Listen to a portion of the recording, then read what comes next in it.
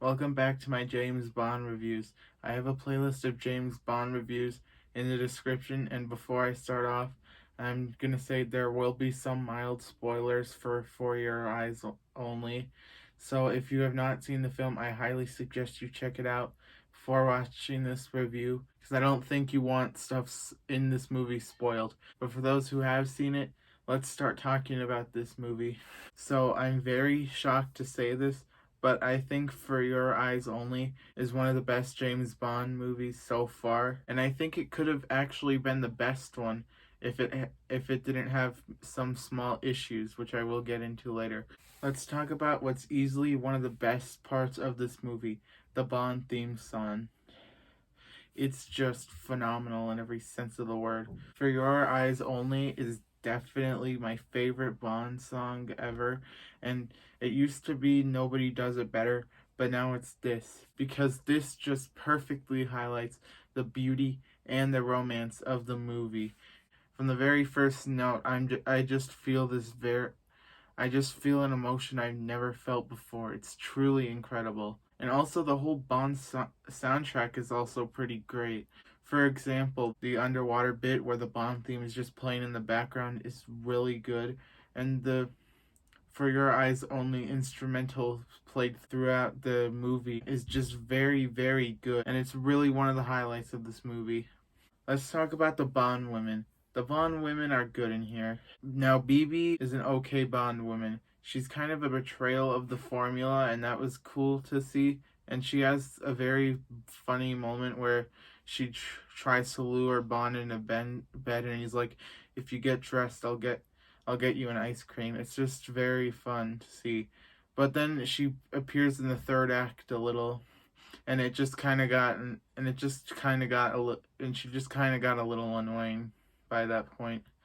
And the rest of the Bond women, I don't have much to comment on. They're pretty okay and not very memorable, but there's one Bond woman in here that is my absolute favorite Bond woman so far, and you probably know who it is already, Melina.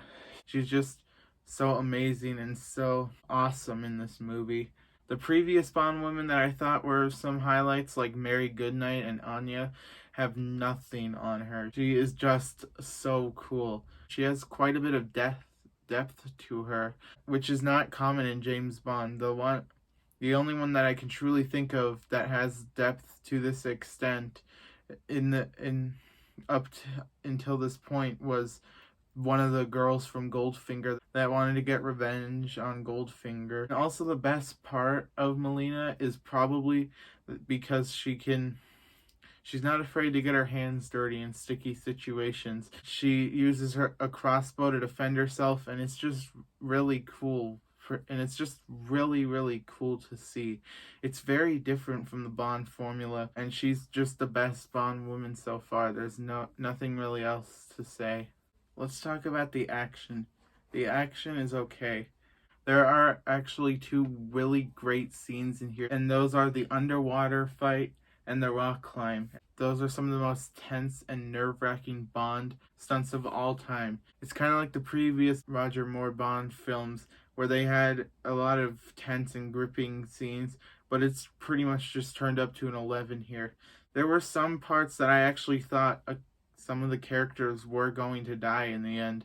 And also, I really liked the brief hockey fight we got with James Bond. I'm not really into sports, but I do like sports films, and hockey is and I do like hockey sports films. So it was honestly kind of cool to see a hockey fight in a James Bond movie, for crying out loud. But unfortunately, the rest of the action isn't very good. It's not bad. And it's certainly not forgettable. There's a lot of cool stunts pieces that I'm probably going to remember for a long time. But they're just not but the problem is they're just not very investing. When you see Bond going skiing and everything and sliding down a hill and whatnot, I go, that's kind of cool, but I don't really care about why this is happening. And it's just kind of disappointing, because if this film could nail the action, this might have been a near perfect Bond movie. The other problem in here is the first 5 minutes. Now, they're not awful, much like the action sequences, but they were kind of strange. It was kind of weird how Blofeld was just controlling the helicopter and controlling James Bond in there. He actually wastes a lot of time messing with James Bond and just making him go in circles. And then James Bond gets controls, picks up Blofeld and dropped him. And it was just kind of weird. It felt like, because Blofeld is really cool, and it just felt like an unsatisfying way to get rid of him in this movie. And he probably shouldn't have been included in here at all. But once that theme song kicks in, I just forget about those 5 minutes, because after that, it's mostly smooth sailing all the way through. Now, this isn't really a criticism or anything, but it's just something I want to point out, and it's the runtime. Now, going in, I was pretty terrified about this runtime. It runs at 2 hours and 8 minutes, and Thunderball was about as long as that, and I didn't like that movie that much, so I was worried that this film was just going to waste my time a little more than it should, but it didn't. This movie moves at a surprisingly fast pace, and while I wouldn't say it's shorter than its runtime, at least it's never truly boring, and I honestly wouldn't care to see a longer runtime on this movie. Like maybe a runtime of On Her Majesty's Secret Service, and it wouldn't really bother me now after seeing the movie. Overall, For Your Eyes Only is way, way better than I was expecting it to be. And it's not just a great Bond film, but it's kind of a great film overall. And it's definitely one I can see myself revisiting quite a few times. And I wouldn't have had any problems calling this movie my favorite James Bond movie if the first 5 minutes, some of the Bond women and some of the action were better than they were. But as is, this is still a very, very good film, and I'm giving For Your Eyes Only an 8 out of 10.